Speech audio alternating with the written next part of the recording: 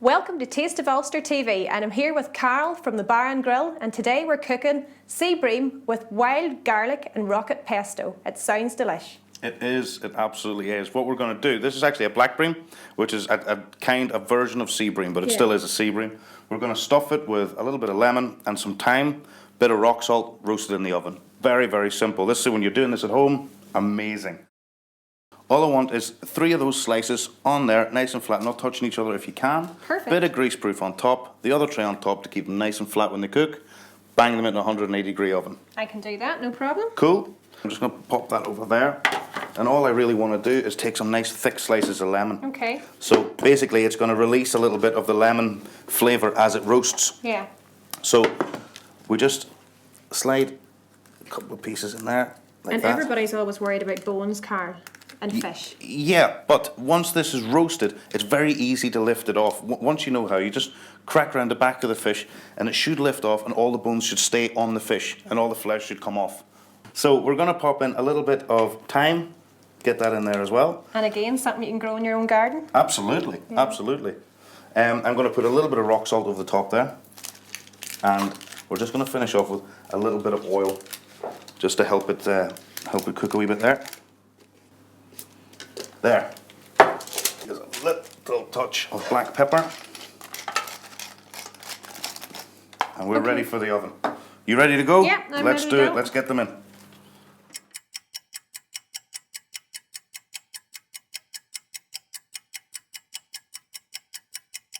The baby potatoes, just going to crack them on. And we basically just want to boil them. That's all we're going to do. So, while we're waiting on that, we've got our things in the oven. What we're going to do is make the pesto. Okay. Okay? Let's go. First thing we've got here, we've got some lovely local rocket, wild. And where do we get local rocket? There's loads of places up towards Helens Bay, out Bangor, towards that kind of coast. Yeah. In fact, there's actually, I think there's about 6 or 7 different farms you can buy it from now. Right, And okay. all local, obviously, That's you know. fantastic. Yeah, it is delicious. Wild garlic, you can pick this up down by the rivers, down by the roadsides. Make sure you wash it first. It's a delicious flavour. It's into season now, so it is absolutely vibrant.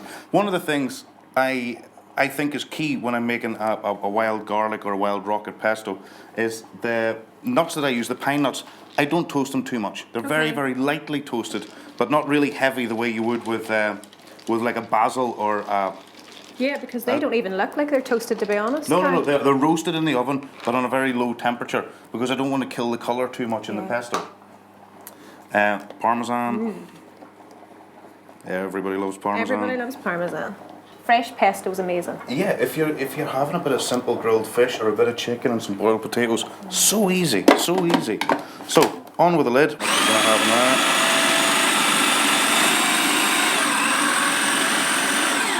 Okay, so it's about ready for the oil. I use rapeseed oil. The extra virgin olive oil, which is traditional, I think it's sometimes too bitter. We just slowly get that in until we get the right consistency.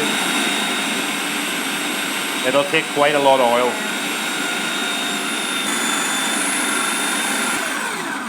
What I'm just going to do is give that a very light scrape around so we get all the... It's the smell as well, Carl. Oh, I it's love the amazing. smell of all the Absolutely garlic amazing. and the rocket. Once we get all that in there, so just seasoning then at the end. A little Loads bit of more salt. Yeah. I'm going to put a little tiny bit of lemon juice in. This is not necessary, but because it's with fish, I think it'll just work perfectly, you know, to carry that flavour. So, a little bit of lemon juice in there. The lid back on. And we'll just...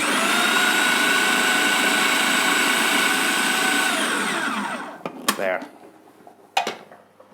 You don't need to put your head down there, Carl. Good? That's perfect. You're happy That's with perfect. Yeah, I'm good with that. It's time. Let's go. Right. Bacon first. Yep. Here we go. So let's just quickly check here. Ooh, crispy. Oh, that's us. That's absolutely perfect. Let's just see there. Yeah. Lovely. And that, you know, when you roast this ham here, you can do it with Bayonne ham or Parma ham or anything you want. It gives it a really kind of nice salty kind of crust to it, you know. It's really, really tasty. Okay. Okay, so how do we know if the fish is cooked? Obviously, Okay. timing is a big thing, but Yeah. First guide you can do is just stick a knife in and just kind of push back and make sure that the flesh is white right the way through. yeah, okay. That's the most important thing. Just leave it there. Smell of lemon, the Yeah. thyme. It's nice. And then just a few nice potatoes there. And the cumber potatoes, Comber potatoes. a good old spot. Yeah.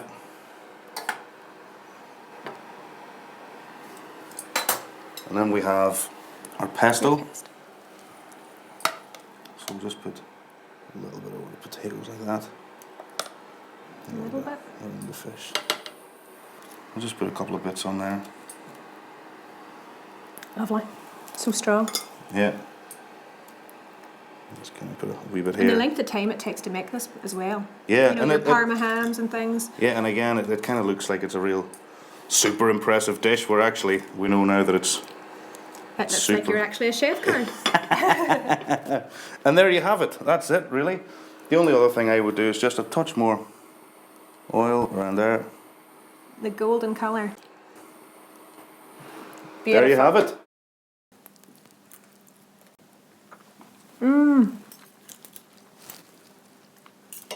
You have to try this at home. The salt and the lemon and the thyme and the bacon coming through as well. The lemon has just infused that perfectly. The thyme's coming through. Delicious. Absolutely. Absolutely delicious. That for two people for lunch, outstanding. Lovely dish.